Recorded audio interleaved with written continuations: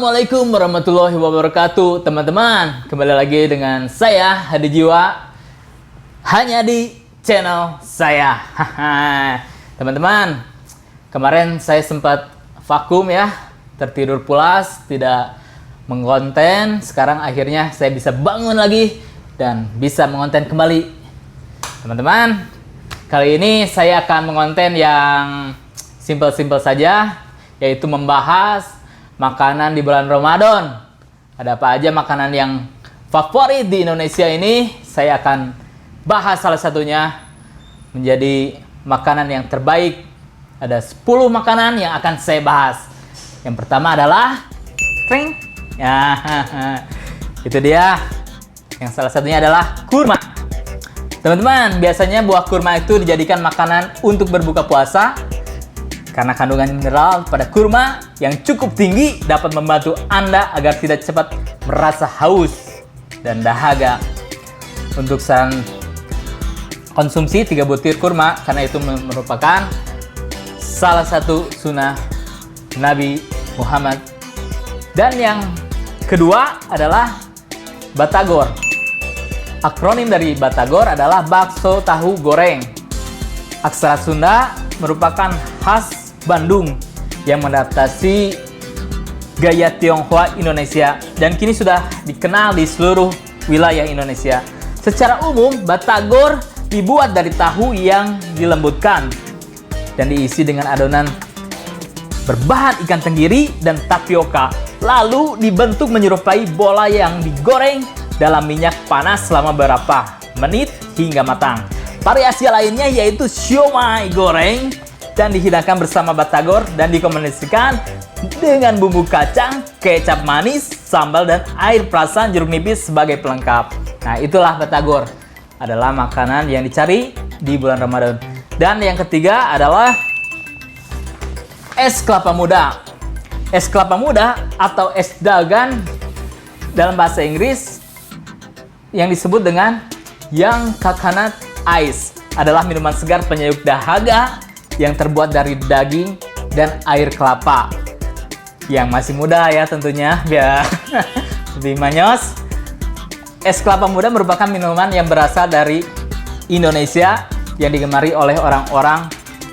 Es kelapa muda pernah masuk ke dalam 50 minuman terenak di dunia, teman-teman, karena air kelapa bermanfaat melancarkan pengeluaran air seni. Manfaat lainnya juga sebagai penyejuk dahaga tentunya, dan juga pengganti cairan tubuh, mengganti ion-ion tubuh yang habis saat berolahraga maupun setelah kelelahan. Juga sebagai infus, air kelapa dijadikan infus. Hal ini umumnya dipakai oleh angkatan militer jika diperlukan saat tengah beroperasi rimba di hutan, teman-teman, saat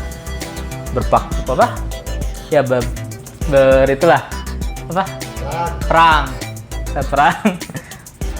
Lanjut ke kerupuk banjur, teman-teman.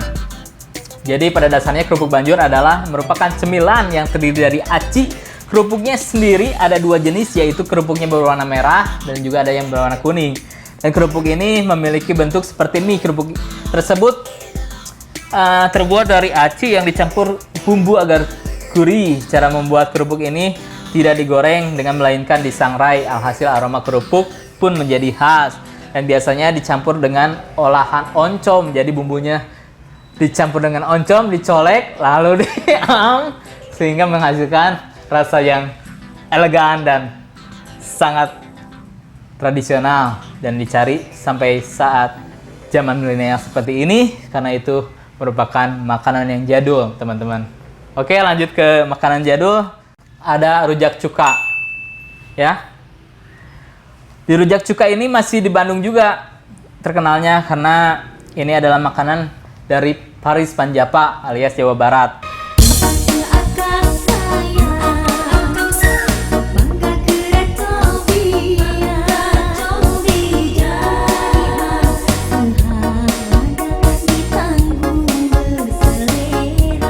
Nah, rujak cuka berbahan dasar kuah cabai gula pasir, irisan cabai merah, bawang putih, serta beberapa sendok makan cuka. Isian sendiri didominasi oleh sayuran seperti timun, kubis, tauge, irisan buah mangga, ubi jalar, serta kacang sangrai utuh yang makin menambah cita rasa. Rujak cuka mirip asinan, namun berbeda dari sisi komposisi yang menggabungkan isian buah serta sayur plus tambahan kerupuk mie sebagai pelengkap. Oke, di posisi selanjutnya ada es campur.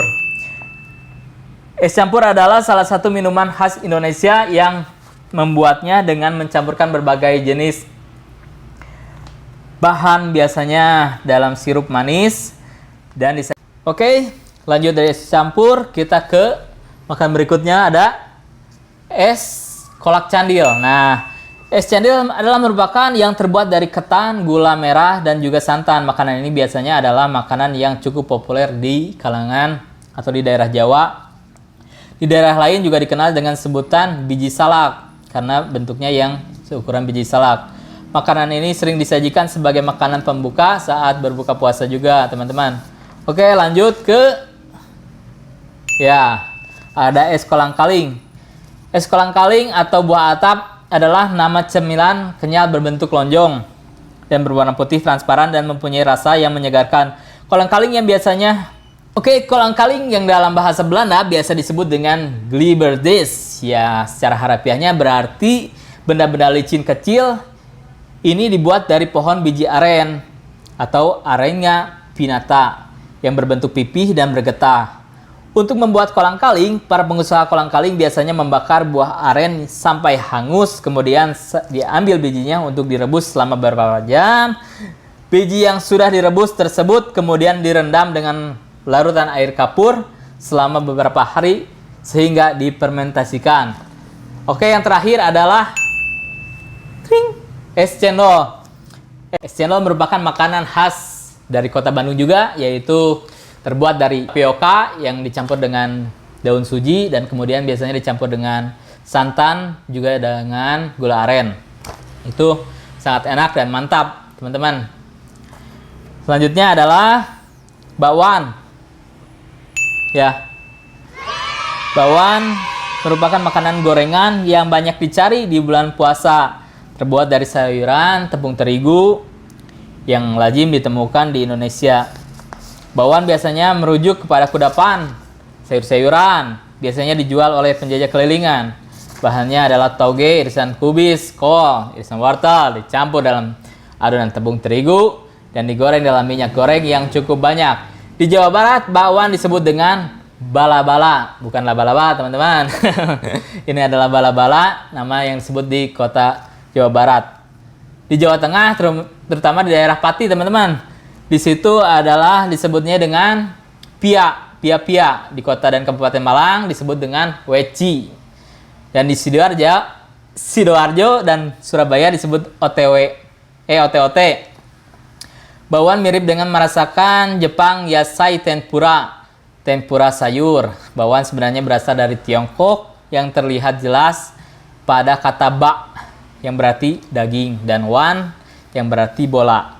Kata bak yang berarti daging serupa dengan makanan lain yang memiliki asal dan bahan yang sama seperti bapau, isi panggang, bakso bola daging, bakmi daging, bakpia, kue daging, kacang hijau, bacang, makanan, daging cincang.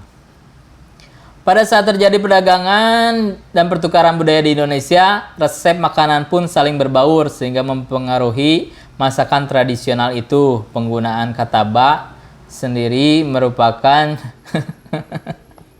terlalu panjang, teman-teman. Udah cukup saja ya. Ya.